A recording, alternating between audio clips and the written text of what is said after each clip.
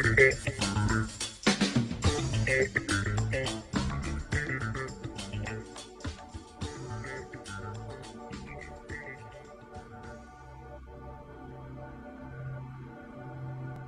money, I've learned that almost everything I once believed about money is simply not true.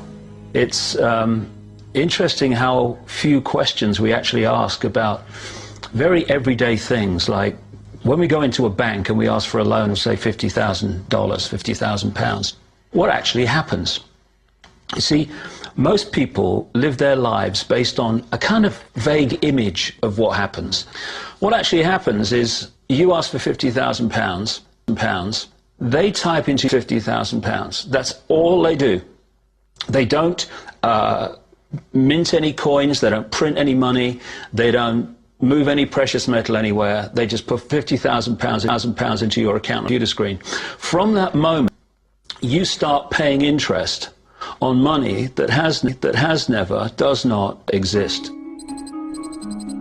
It turns out that banks actually have about 9 times as much money loaned out as they have on reserve in their vaults. This is possible because of what's referred to as fractional reserve lending. The way it works is that the Federal Reserve, or the central bank in any country, is legally allowed to determine the amount a bank must have on reserve. In the US, it's currently around 10%. So if you deposit $10,000 into the bank sets aside percent, or $1,000, and then loans out the rest of your money. The way it works is, say another person comes into the bank and asks for a car loan of $9,000. At this moment, the bank loans out the $9,000 from your original deposit. It isn't there. The borrower then pays in selling the car, and they go deposit the money into another bank, which is part of the same central banking system. This $9,000 is treated as a new deposit, and the process continues. The money gets redeposited and reloaned until the initial deposit of $10,000 becomes $100,000. The banking system just created $90,000 by loaning out your money. Apparently it began with the goldsmiths in the 17th century, when people were trading in gold. Gold was heavy to carry around, so people stored the actual metal in vaults and traded receipts instead. Those receipts were the first paper money. Since only a few people would withdraw their gold at any given time, the vault owners, basically the new bankers, began creating receipts for more metals than they actually held. They loaned out those receipts and charged interest on money, gold, that they didn't really have. That's how our so-called fractional reserve system was born. In this system, the bankers get to make up money out of nothing, while the rest of us have to work hard to earn it. It is a certain form of serfdom where the mass of society is pay off their debt to the banks. Şimdi burada kısmi rezerv sistemini yani KRS'ye bankalar nasıl para yaratıyor? Kısmi rezerv sisteminde bildiğiniz gibi bankaya yatırılan her paranın şu andaki orana göre 9 katı para bankalar tarafından yaratılıyor. Şu anda ben bankayım. Herhangi bir para yok. Vatandaşın birisi bana getirdi 10 lira para yatırdı. Evet, sayıyoruz. 1, 2, 3, 4, 5, 6, 7, 8, 9, 10 lira para var şu anda. Birisi ne yapıyorum ben bunu %10'lu şu andaki, biraz da tabi burada yuvarlayacağız. 1 lirasını tutuyorum. Kalan 9 lirayı birisine kredi olarak veriyorum. A vatandaşına. A vatandaşı geldi, benden krediyi aldı. Şimdi bu 9 lirayı vatandaş ne yapacak? Ben diyelim ki ne alacak? Ev aldı. Parayı verdi ona. Evi alıyor. Evet. Şimdi tabi burada 9 liralık ne oldu?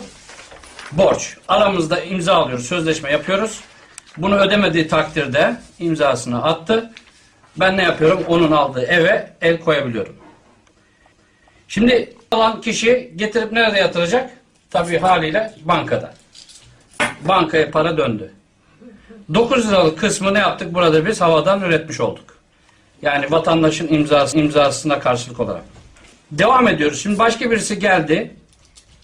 Diyelim ki ben 1 lirasını da tekrar tuttum. 8 lira ne yapıyorum?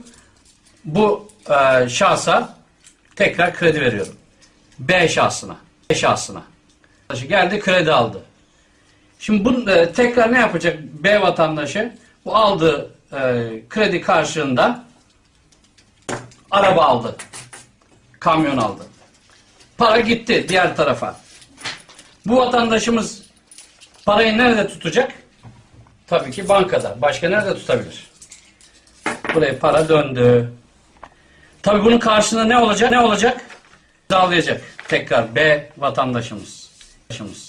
İmzasını attı. Eğer bunu ödemezse zamanında ne yapacağım ben? Onun aldığı arabasına el koyacağım. Süreç bu şekilde devam ediyor. Bakın tekrar bir kez daha ödünç verebilirim aynı şekilde.